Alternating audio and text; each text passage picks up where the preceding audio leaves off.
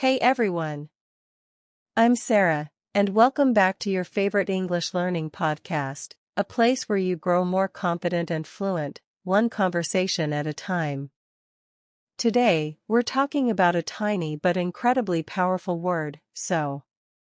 You hear it all the time in movies, songs, and daily conversations, so much, so many, even so, I think so, I hope so, not so much, so what, and many more.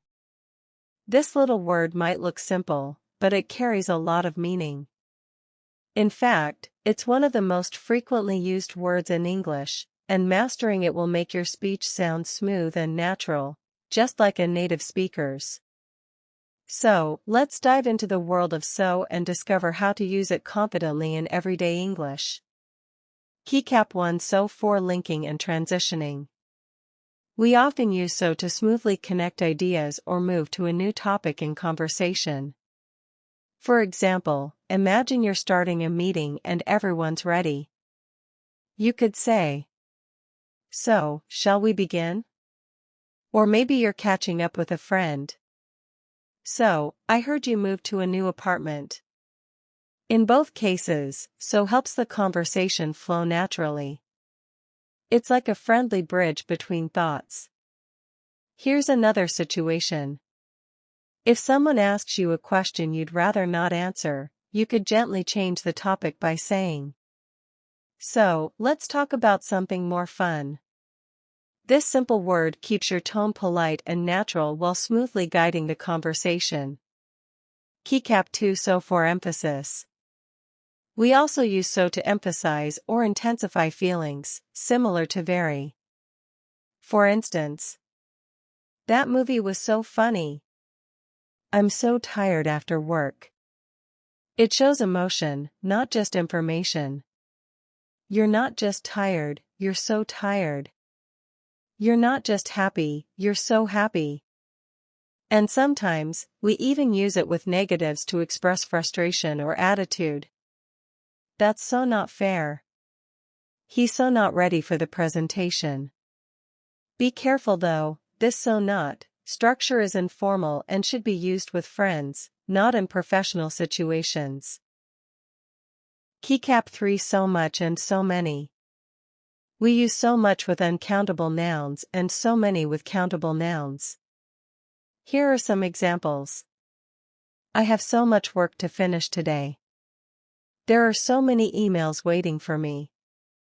And you can also use them in comparisons. "I had so much fun at the concert last night." "There were so many people there, it was unbelievable." You can also flip it for negatives. "I have so little free time these days." "There are so few good coffee shops near my house." Using these expressions makes your English sound detailed and expressive. Keycap 4 So for reducing repetition. One of the most useful things about so is that it helps you avoid repeating words. For example, instead of saying, "Do you think this restaurant is good?" "Yes, I think this restaurant is good." You can simply say, "Yes, I think so." Or, "Do you believe it's true?" "Yes, I believe it's true." "Yes, I think so." Here, so replaces the entire repeated part. It keeps your sentence short, natural, and smooth, just like native speakers do. Keycap 5 Even so and I don't think so. These expressions are common in conversation too. Even so means despite that or nevertheless. Example. "I know the movie got bad reviews, but even so, I want to watch it." "I don't think so" is a polite way to disagree. Example. "Do you think she'll arrive on time?" I don't think so." Short, natural, and polite, that's the power of so. Keycap 6 Practice time. Now it's your turn to practice using so naturally. Let's try a few short situations together.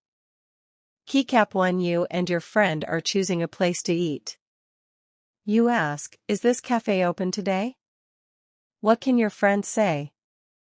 I think so. Keycap 2, you're waiting for your food at the restaurant and it's taking a long time. Your friend says, I'm so hungry. How can you agree? Me too.